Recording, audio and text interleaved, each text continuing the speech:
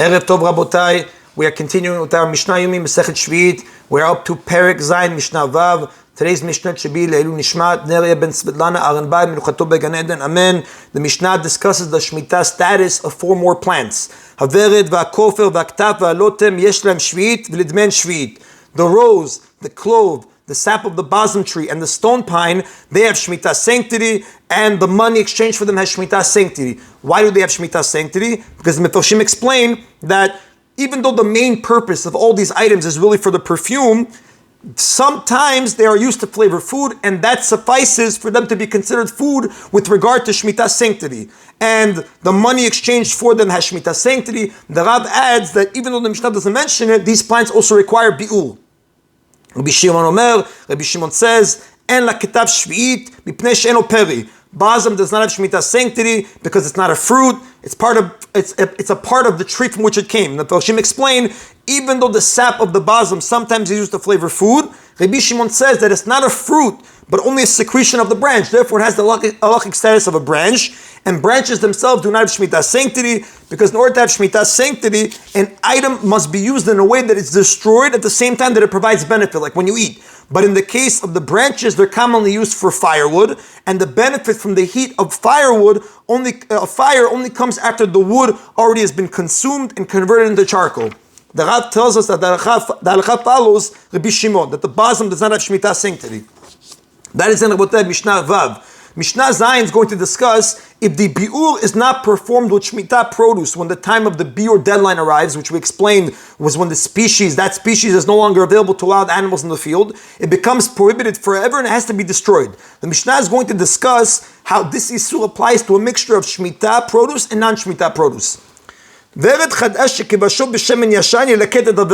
new 7th-year rose was soaked in an old 6th-year oil and the rose gave flavor to the oil, what does that mean? The Mefarshim explain that when a food is soaked in a liquid for 24 hours, at least 24 hours, we assume that the food imparted some flavor to the liquid. Therefore, if the food will be a prohibited food, it will make the liquid prohibited as well, right? So the Mishnah says, a person can pick out the rose from the oil before the rose's bi'ur deadline, and the 6th-year oil will remain mutar. Why? Since the rose was removed before the deadline, when it was still mutar, you took it out before the deadline when the rose was still allowed, the flavor that it gave to the oil was not forbidden flavor, therefore the oil never became asur. The Mefarshim explain that the oil will remain mutar even after the bi'ur deadline for the rose passes, because even though the rose became prohibited at that point after the deadline has to be destroyed unless you did bi'ur, it was still permitted when it was giving flavor over to the oil, and since the oil was still permitted flavor, it doesn't make it forbidden. Now, the Mefarshim explain this is only true regarding the bi'ur prohibition. It doesn't,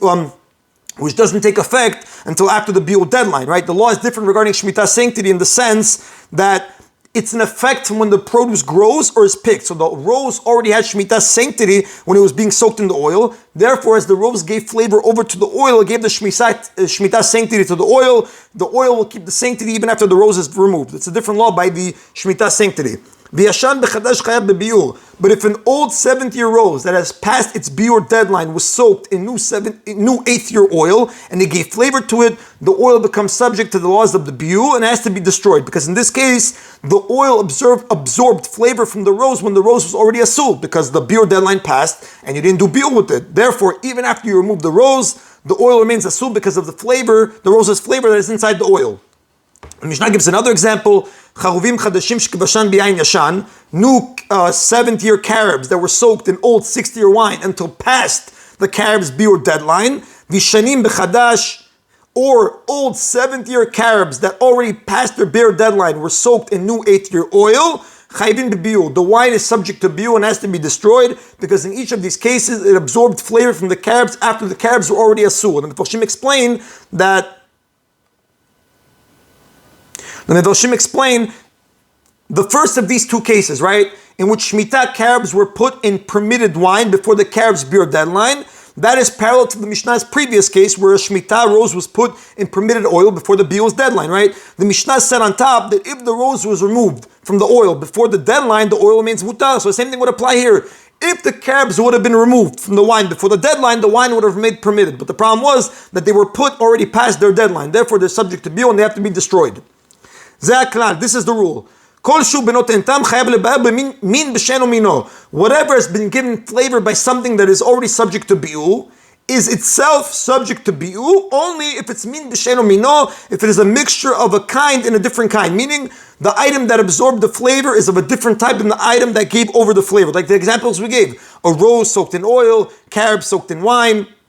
Meaning the Mefarshim explain that when forbidden post-bi'ul deadline produce is mixed with permitted produce of another type, the permitted produce would not become asur unless it absorbs flavor from the forbidden produce. If the permitted produce does not absorb the forbidden flavor, it would remain mutar. And the Mefarshim explained, they quote Shulchan Aruch in Siman Tzadichet, Seif Aleph, that if two items are mixed together and the volume of one is only a 60th or less of the volume of the other, the flavor that the smaller one gives to the larger one is insignificant. We don't recognize it halachically. So in all of the Mishnah's previous cases where we assume that the flavor was given over, we have to say that the flavor that was imparted is more than a 60th of the oil that it was put into. Because if it would have been a 60th or less, we would have said no flavor went in. Umin bimino kolshu, but in a mixture of a kind and its own kind, meaning that both items are of the same type, the permitted item becomes asur even if it contains the smallest amount of the prohibited item and it didn't absorb any of its flavor. For example, if a drop of Shemitah wine that passed its biur deadline fell into a barrel, a large barrel of non-Shemitah wine, the entire amount is subject to biur, the prohibition of biur, and you have to destroy it. Now, this strict ruling applies only to the bi'ur prohibition. Regarding other prohibitions, including the Shemitah sanctity prohibition, the rule is that when a forbidden item is mixed with something else, it would not make the other item asur unless it gives over a flavor, which we say is greater than a 60th, whether both items are of the same mean, same species, or whether they're different types. The Chachamim specifically singled out the bi'ur prohibition because they wanted to punish those who neglect to fulfill the obligation of bi'ur. The Mishnah concludes, Sheviit oseret kolshu b'mina, Shemitah produce that has passed its biur deadline makes produce of its own kind forbidden, even if there's just the smallest amount, kolshu, right, in the mixture. V'shlo b'mina benot entam. But when the Shemitah produce that has passed its deadline is mixed with produce of a different kind, it makes the other produce asur only if it imparts flavor to it, meaning more than a 60th of what it's being put inside of. That is Rabotai today's Mishna Yomi. Baruch Adonai Le'olam. Amen v'amen.